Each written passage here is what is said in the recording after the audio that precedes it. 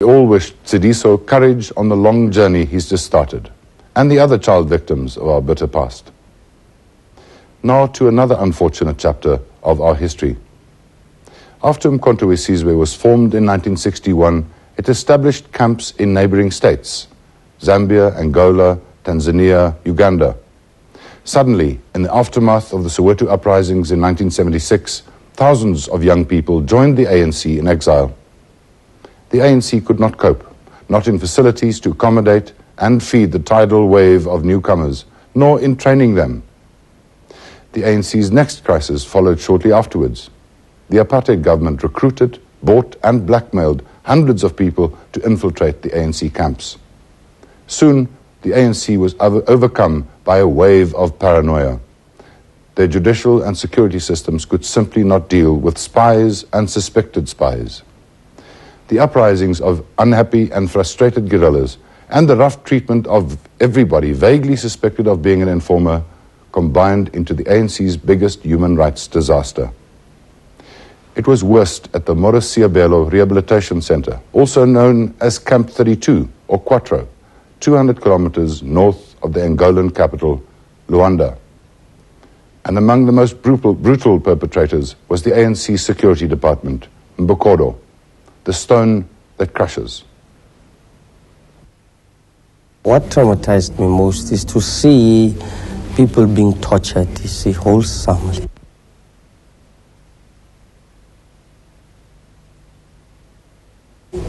Lots of people, others beaten and their jaws broken, and some, there's another colleague of mine who was one of the mutineers.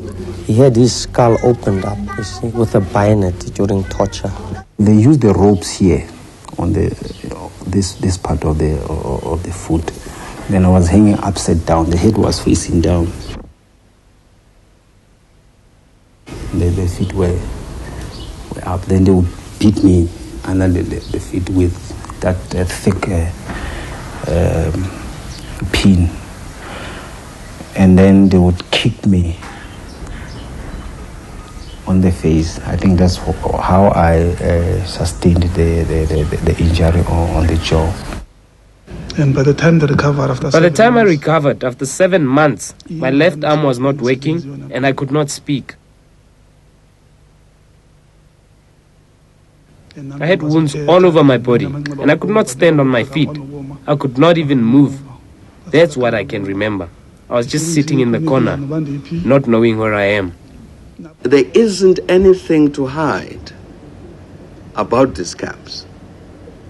There ought not to be the notion of a dark cloud, as the commissioner was saying, because you have a sense that there was something that was hidden, that we should be ashamed of, that needs to come out during these hearings.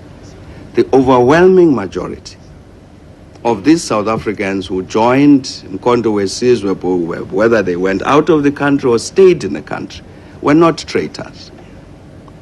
They were not traitors. They didn't sell out. They didn't become subject to investigations, didn't become subject to abuses either, of being beaten and tortured. But the ANC is not denying that there were what they call excesses in their camps. In fact, a lot of what we know of these violations of human rights come from documentation given to the Truth Commission by the ANC and from several commissions of inquiry the ANC itself had appointed. The ANC gave a list of 37 people executed by order of military tribunal. Internal ANC reports also chronicled the cruel beatings and torture in some of the camps. Many, probably most of the people suspected by the ANC were informers, but some were completely innocent. One such a person was Dr. Pallo Jordan, Minister of the Environment now, who was detained for 6 weeks by Mbokodo, probably because he dared criticize their brutal methods. And then there was the case of Mzwaki Ngwenya, popularly known as Tommy Zulu, or TZ. TZ was a senior MK commander when Mbokodo suspected him of being an informer. His friends in MK and his family deny this vehemently, but to this day the accusation lingers. After a long period of detention in Zambia, he died. The ANC gave 3 reasons for his death. He had AIDS, he had TB, and he was poisoned by unknown persons. I challenge whoever says TZ was a police agent. The ANC is a free movement now. They should institute a commission of inquiry headed by a judicial officer where we are all represented.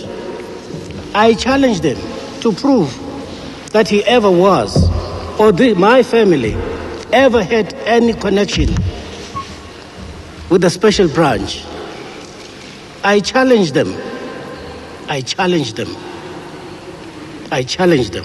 What the ANC has done is they've made available to us a report which was a Commission of Inquiry report done on the matter of Tommy Zulu. Now there are a number of stories that are floating around.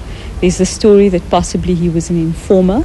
There's the story that he might have died of AIDS. There's also the story that he could have died because of the bad treatment he was given while in exile. Tommy, of course, represents a very, there's a soft spot because Tommy was one of our 76 people who went into exile. He was well known as a commander of a unit operating in the KwaZulu-Natal area. And so we want to unravel the circumstances relating to Tommy's death. We are in the process of an investigation. We're preparing subpoenas in respect of witnesses for Tommy's matter. And I think that once we have dealt with all of those subpoenas, we will be able to give a more fuller picture of the circumstances relating to Tommy's death.